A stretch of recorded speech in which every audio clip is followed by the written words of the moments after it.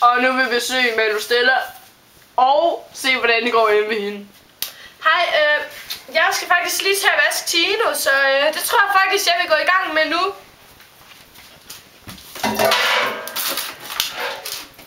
Så Tino, skal nok blive ren.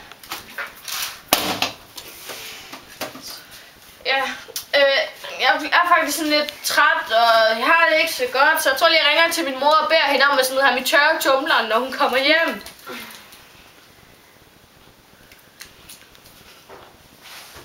Hej mor, det er Malu Stella.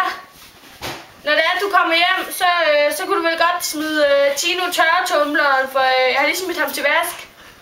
For jeg har det faktisk ikke så godt, og så tror jeg, vi går i seng. Nå.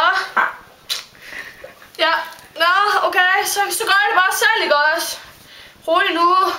Farvel mor, vi ses.